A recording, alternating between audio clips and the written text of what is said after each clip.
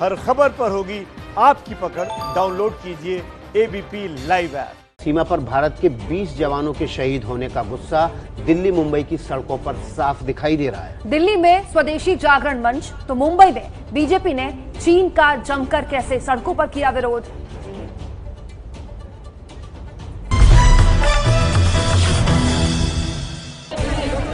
पहली तस्वीर देश की राजधानी से, दूसरी तस्वीर देश की आर्थिक राजधानी से। दोनों में एक बात कॉमन है, विरोध प्रदर्शन। उधर सीमा से भारत चीन के तनाव की खबरें आई, इधर भारत में लोग कोरोना का खतरा भूलकर विरोध प्रदर्शन में जुट गए। बताना चाहता हूं इस चीन को। ये तस्वीरें देश की राजधानी दिल्ली की हैं और तस्वीरों में दिख रहे लोग चीनी दूतावास के बाहर विरोध प्रदर्शन कर रहे हैं। में तुमको आना होगा, आना होगा, आना होगा, वरना इस धरती से जाना होगा, जाना होगा, जाना होगा। स्वदेशी जागरण मंच के ये लोग बॉयकॉट चाइना के साथ भारत सरकार से जवाबी कार्रवाई की मांग कर रहे हैं। हम इस चीन को आगाह करना चाहते हैं, बताना चाहता हूँ इस चीन को कि ये 1962 वाला भारत नहीं है, ये 2021 वाला भारत है। यहाँ पर जवाब देगा। जल्दी आग में महंगे सामान को डालने की ये तस्वीरें देश की आर्थिक राजधानी मुंबई से आई हैं, जहां कोरोना से मौत और संक्रमण विस्फोटक स्थिति में है। फिर भी चीन का आर्थिक विरोध नहीं रुका। मैं मुंबई के खार इलाके में हूँ। खार इलाके में ये जो आप होलिका देख रहे हैं, ये चाइनीज सामानों की होलिका जलाई गई है। ये होलिका भाजपा विधायक राम कदम ने अपने निवास पर जलाई है। कुछ लोग अपने घरों से बाहर निकले, जो चाइनीज प्रोडक्ट है उसकी होलिका जलाई है और एक संदेश दिया है कि भारत के लोग अपने वॉलेट से जवाब देंगे। बीजेपी ने बुलेट का जवाब वॉलेट से देने की बात कही, साथ ही चीनी सामान के होलिका दहन और संदेश को हर गांव, हर कस्बे तक ले जाने की अपील भी की। समूचा देश एक जन आंदोलन के तहत अगर अपने वॉलेट से जवाब दे, आज यहाँ पर होली जली है, यह होली देश के घर घर में जले, हर गांव में जले, हर कस्बे में जले।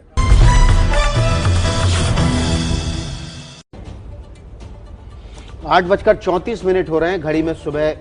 अब हम आपको दिखाने जा रहे हैं नमस्ते भारत के दिल्ली मुंबई एडिशन में। अब बात सुशांत राजपूत की। मुंबई पुलिस ने सुशांत की मौत, इस वक्त एक बड़ी खबर आ रही है, सुशांत की मौत से जुड़ी खबर हम बाद में दिखाएंगे। दिल्ली के स्वास्थ्य मंत्री सत्येंद्र जैन की अनुपस्थिति में उप मुख्यमंत्री मनीष सिसोदिया उनका जिम्मा संभालेंगे। जैन की अनुपस्थिति में उनके सभी विभागों का प्रभार उप मुख्यमंत्री मनीष सिसोदिया को दे दिया गया है। हम आपको बता दें कि दिल्ली के स्वास्थ्य मंत्री सत्येंद्र जैन फिलहाल हॉस्पिटल में एडमिट हैं। उन्हें Rajiv Gandhi super speciality hospital में दाखिल कराया गया था। उनका कोविड टेस्ट पॉजिटिव आया था और उसके बाद से वे अपने स्वास्थ्य लाभ के लिए अस्पताल में हैं। इसलिए मनीष सिसोदिया को स्वास्थ्य मंत्रालय का जिम्मा दिया गया है। महत्वपूर्ण खबर इसलिए क्योंकि देश महामारी के संकट से जूझ रहा है और दिल्ली नए कोरोना कैपिटल के रूप में उभर कर सामने आ रहा है। दिल्ली मुंबई समाचार की बड़ी खबर पर इसलिए भी समझना चाहिए आपको, जरूरी है ये खबर, क्योंकि दिल्ली के स्वास्थ्य मंत्री खुद कोरोना पॉजिटिव हो गए। उसके बाद दिल्ली के डिप्टी सीएम को अब ये प्रभार दे दिया गया है। इस वक्त दिल्ली के स्वास्थ्य मंत्री सबसे मुश्किल विषम परिस्थितियों से जूझ रहे थे, लेकिन सत्येंद्र जैन ने साफ कहा है कि वो स्वस्थ होकर दोबारा काम पर लौटेंगे। लेकिन जब तक वो काम पर नहीं लौटते हैं तब तक के लिए टेम्परेरी बेसिस पर उनके सारे पोर्टफोलियो जो है सत्येंद्र जैन के, वो उप मुख्यमंत्री मनीष सिसोदिया को दे दिए गए हैं उनकी एब्सेंस में, मतलब जब तक उनका इलाज चल रहा है। तो इसमें होम भी है, इसके अलावा इसमें पावर मिनिस्ट्री भी आती है, होम डिपार्टमेंट है, हेल्थ डिपार्टमेंट, ये सारे उनके अंदर आते थे। चलिए आगे बढ़ते हैं, एक और खबर का रुख करते हैं। दिल्ली मुंबई एडिशन में बात सुशांत सिंह राजपूत की। बता दें आपको, मुंबई पुलिस ने सुशांत की मौत के मामले में 9 लोगों से अब तक कुल मिलाकर पूछताछ कर ली है। इस पूछताछ में कास्टिंग डायरेक्टर मुकेश छाबड़ा ने पुलिस को सबसे अहम जानकारी दी है। मुकेश छाबड़ा ने पुलिस को बताया है कि सुशांत ने उन्हें मैसेज किया था, आई एम नॉट वेल।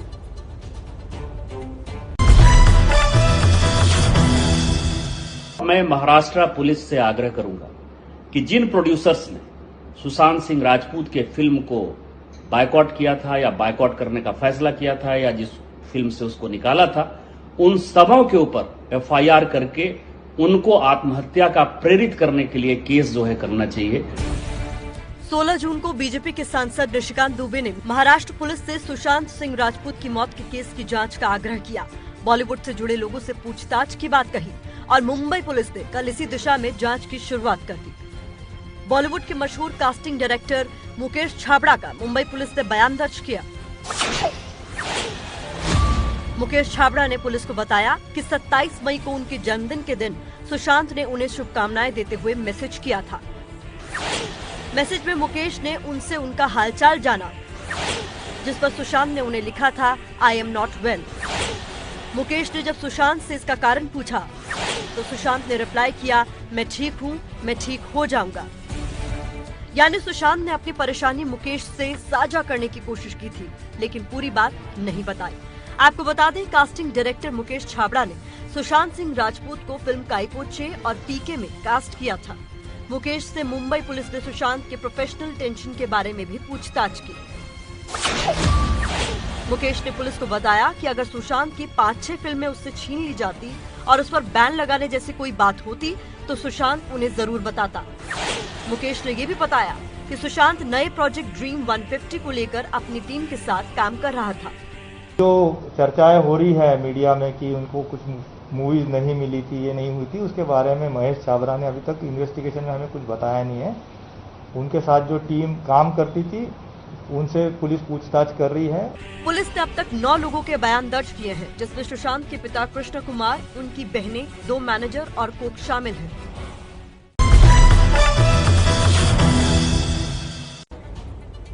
8:38 हो रहे हैं। बात कर लेते हैं कोरोना की। सबसे पहले आपको महाराष्ट्र में कोरोना मरीजों का अपडेट दे देते हैं। महाराष्ट्र में कोरोना संक्रमित मरीजों की कुल संख्या पहुंच गई है 1,16,752 पर। वहीं 5,651 लोगों की कोरोना से मौत हो चुकी है। ठीक हो चुके मरीजों की कुल संख्या 59,166 है।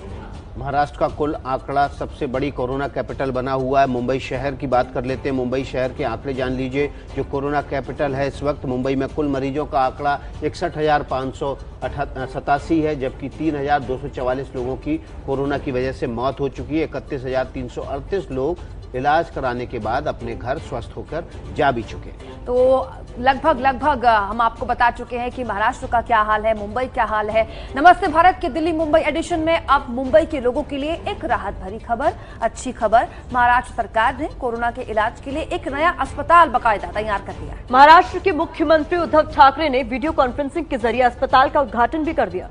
अस्पताल के अंदर मुंबई के लोगों के लिए क्या क्या सुविधाएं हैं, बता रहे हैं मुंबई के बांद्रा कुर्ला कॉम्प्लेक्स से एबीपी न्यूज संवाददाता रेणु चौधरी।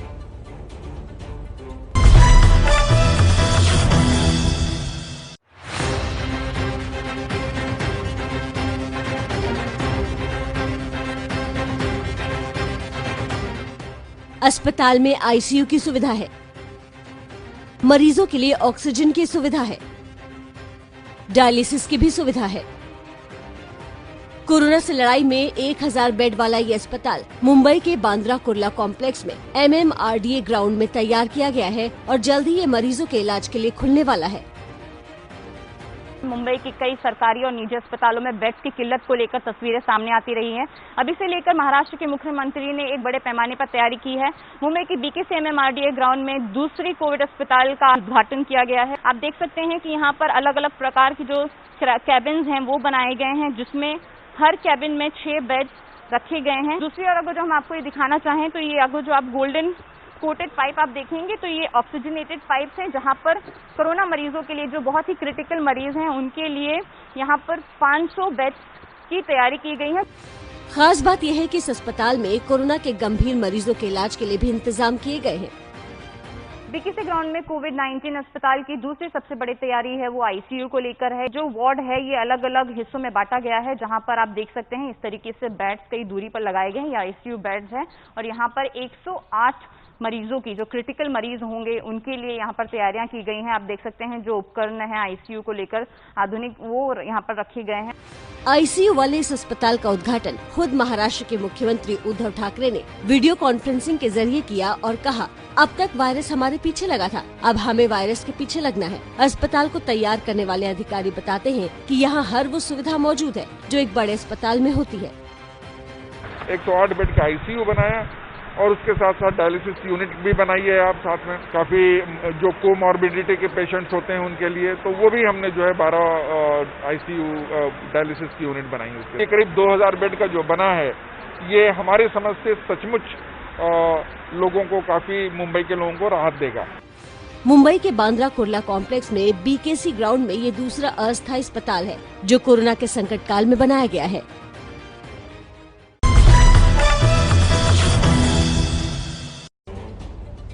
आठ 8:42 हो रहे हैं। नमस्ते भारत के दिल्ली मुंबई एडिशन में अब देश को दिशा दिखाती मुंबई की महिलाओं की कहानी दिखाते हैं। मुंबई के मीरा भाईंदर इलाके में कुछ महिलाएं लॉकडाउन में गरीब मजदूरों के बच्चों की मदद के लिए आगे आई है और यही कोशिश होती है नमस्ते भारत में हमारी। सुबह सुबह देश भर से ऐसी खबरें हम बटोर कर लाएं आपके लिए जो आपके मन में पॉजिटिविटी क्रिएट कर पाए। ये महिलाएं बच्चों को मास्क और खाना बांटने के अलावा पढ़ाई भी करवा रही है क्योंकि स्कूल बंद है लॉकडाउन की वजह से। बनाए हैं घर पे। महिलाएं बच्चों के मुंह पर मास्क बांध रही हैं। महिलाएं बच्चों को खाने का सामान बांट रही हैं। महिलाएं बच्चों को कोरोना से बचने का उपाय बता रही हैं। हाथ धोना है, हाथ धोना है, पैर धोना और दूर तस्वीरें मुंबई के मीरा भाईंदर इलाके की हैं। यहां लॉकडाउन के दौरान महिलाओं की एक टीम ने गरीब मजदूरों के बच्चों की मदद के लिए हाथ आगे बढ़ाए हैं। हेल्पिंग टीम नाम की एक संस्था है जो इन बच्चों के लिए काम कर रही है। इनके पास आती है, कोरोना के दौरान कैसे रहना है, क्या करना है, कैसे वो सुरक्षित रह सकते हैं और कैसे पढ़ाई करेंगे, इसकी भी जो है वो पूरी ट्रेनिंग इन लोगों को देती है। हेल्पिंग टीम नाम की इस संस्था की महिलाएं बच्चों को पढ़ाई के अलावा गाने और प्रार्थना की भी ट्रेनिंग देती हैं।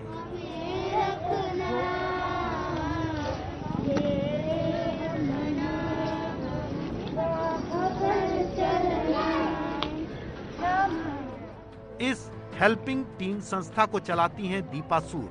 दीपा सूर ने अकेले ही समाज सेवा की शुरुआत की थी। इलाके की दूसरी महिलाओं ने जब दीपा का काम देखा तो वो भी उनके साथ जुड़ती गई। टीम ने मिलकर बच्चों को ये सिखाया है कि आप साफ सफाई रखो, सोशल डिस्टेंसिंग मेंटेन करो, मास्क लगाओ बहुत ज़रूरी है, हाथ को हैंड वॉश करो बार बार। और हमने ये सोचा कि उनको थोड़ा बिजी रखना बहुत ज़रूरी है क्योंकि पढ़ाई अब स्कूल बंद है, तो इसके लिए हमने उनको drawing books, pencil, colour pencil ये सब उनको दिया है। बच्चे बताते हैं कि उन्हें इन सब से काफी कुछ सीखने को मिल रहा है। हमको म्यूजिक सिखाया, स्पोर्ट सिखाया और हमको बहुत अच्छी अच्छी चीजें दी, मार्क्स दिया हम लोग को, पढ़ने लिखने के लिए सब कुछ सिखाया हमको। मीरा भाईंदर इलाके के लोग इन महिलाओं की समाज सेवा की काफी तारीफ कर रहे हैं। 8:44 हो रहे हैं और अब बात दिल्ली में, जहां कोरोना के मामले सबसे तेजी से बढ़ रहे हैं। कोरोना से संक्रमित लोगों की संख्या हम आपको बता देते हैं, 47,102 कुल मिलाकर दिल्ली में कोरोना संक्रमण से संक्रमित लोगों की संख्या हो गई है। वहीं लोगों की मौत के मामले 1904 हो गए। ठीक हुए मरीजों की तादाद 17,457 हो गई है। दिल्ली के ये आंकड़े दिल्ली की भयावह तस्वीर पेश कर रहे हैं। जी हाँ, नमस्ते भारत के दिल्ली मुंबई एडिशन में अब बात स्वास्थ्य कर्मचारियों के वेतन की। दिल्ली एनसीआर की बात कर लेते हैं। दिल्ली एनसीआर में कई स्वास्थ्य कर्मचारियों को 3 महीने से वेतन मिला नहीं है। स्वास्थ्यकर्मी परेशान है। एक तरफ कोरोना से लड़ाई में वो जान की परवाह किए बिना डटे हुए हैं, दूसरी तरफ वेतन को लेकर सरकारें उनकी बात नहीं सुन रही। परेशानी की यही बात है जिसको लेकर कोर्ट ने भी टिप्पणी की है, पर अब ये ज्यादा दिन नहीं चलने वाला है क्योंकि सुप्रीम कोर्ट ने आदेश दे दिया है कि वेतन रोकने पर कार्रवाई होगी। हमारी मांगे पूरी करो, हमारी मांगे पूरी करो। तस्वीरें दिल्ली से सटे नोएडा के ईएसआई अस्पताल के हैं। स्वास्थ्य कर्मियों को 3 महीने से वेतन नहीं मिला, इसलिए ये प्रदर्शन कर रहे हैं।